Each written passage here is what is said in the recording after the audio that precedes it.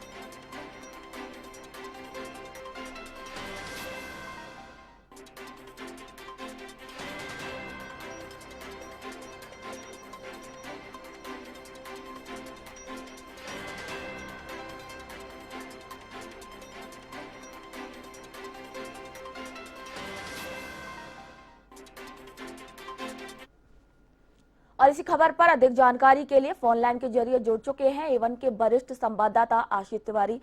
जी आशीष, क्या कुछ अपडेट है इसके ऊपर? आज मिजोरम और छत्तीसगढ़ में चुनाव मतदान होने वाले हैं। जी आशीष।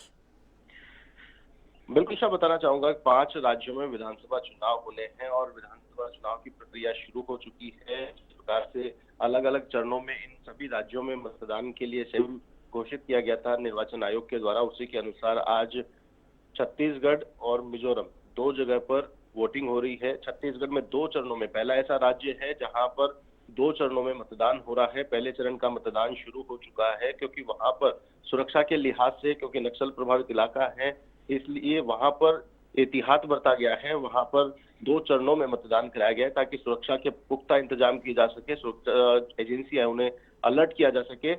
इसके बावजूद भी वहां पर आईईडी ब्लास्ट देखने को मिला है। सुकमा में नक्सली हमला हुआ है, आईईडी ब्लास्ट हुआ है जिसमें सीआरपीएफ का जवान घायल हुआ है। इसके बावजूद भी बूथों पर मतदाताओं में जोश दिख रहा है। सुबह से ही मतदाताओं की लंबी लंबी कतारें वहां पर नजर आ रही है। छत्तीसगढ़ में बात करें तो पहले चरण के लिए सभी जो सीटें थी जिन पर मतदान किया जा रहा है, इनमें से 10 सीटों पर सुबह 7 से 3 बजे तक मतदान होगा, जो कि अति संवेदनशील है और सुरक्षा के लिहाज से यहाँ पर 3 बजे वोटिंग बंद कर दी जाएगी। बाकी जो सीटें बची हैं उन पर, जो 10 सीटें हैं उन पर 8 बजे से लेकर 5 बजे तक का समय निर्धारित किया गया है और इसी के अनुरूप यहाँ पर मतदान कराया जाएगा। 2 चरणों में मतदान, और पहले चरण में जहां मतदान हो रहा है वहां भी टाइमिंग्स अलग अलग रखी गई है क्योंकि वहां की सिचुएशंस, वहां की कंडीशंस अलग हैं। वहां नक्सल प्रभावित इलाकों में किसी प्रकार की कोई अप्रिय घटना ना हो, वोटर्स को किसी प्रकार का कोई नुकसान ना हो, क्योंकि नक्सलियों का टारगेट रहता है कि सरकार का कोई भी कदम होता है उसके खिलाफ वो हमेशा कुछ न कुछ हरकत करते रहते हैं, जिसका नमूना भी देखने को मिला। आईईडी ब्लास्ट हुआ है, सीआरपीएफ का जवान वहां पर घायल हुआ है। सुकमा के टोडामरका में नक्सलियों ने आईईडी ब्लास्ट किया है जिसकी चपेट में सीआरपीएफ कोबरा बटालियन का एक जवान आ गया है। हालांकि अभी आधिकारिक पुष्टि नहीं हुई है, लेकिन बता दें कि पहला जो चरण है उसमें 20 सीटों पर मतदान हो रहा है। इन 20 में से 19 सीटें कांग्रेस के कब्जे में है। कांग्रेस के कब्जे वाली सीटों पर आज मतदान हो रहा है। केवल राजनांदगांव की एक सीट जो भाजपा के पास है, 2018 के चुनाव में दंतेवाड़ा सीट भी भाजपा के पास थी, लेकिन नक्सली हमले में विधायक की मौत हो गई और उपचुनाव हुआ, जिसमें ये सीट भाजपा के कब्जे से निकलकर कांग्रेस के खाते में चली गई। ऐसे ही खेरगढ़ सीट जेसीसीजे के पास थी, लेकिन उपचुनाव में ये कांग्रेस का कब्जा हो गया है। तो आपको कुल मिलाकर बता दें, 20 सीटों पर मतदान हो रहा है। इनमें से मोहला मानपुर, अंतागढ़, भानु प्रतापपुर, कांकेर, केशकाल, कोंडागांव, नारायणपुर, दंतेवाड़ा, बीजापुर और कोंडा, इन सीटों पर सुबह 7 बजे से मतदान शुरू हो गया है। दोपहर 3 बजे तक यहाँ वोटिंग होगी और 3 बजे बाद यहाँ पर सब निर्वाचन के अधिकारी हैं, निर्वाचन प्रक्रिया में जुटे हुए जो लोग हैं, वो ईवीएम को जमा कराने का काम शुरू कर देंगे। बाकी जो सीटें बची हैं, पंडरिया, कवर्धा, खेरागढ़, जी। डोंगरगढ़, राजनांदगांव, डोंगरगांव, खुर्जी, बस्तर, जगदलपुर और चित्रकूट, यहाँ पर 8 बजे से वोटिंग शुरू हो गई है और 5 बजे तक यहाँ पर वोटिंग की जाएगी। इन सीटों पर काफी एहतियात बरता गया है। सुरक्षा के लिहाज से एक्स्ट्रा फोर्स तैनात की गई है, सीआरपीएफ के जवान तैनात किए गए हैं, ताकि शांतिपूर्ण तरीके से यहाँ पर वोटिंग हो सके। जी निशा। जी आशीष, बहुत बहुत शुक्रिया तमाम जानकारियों के लिए।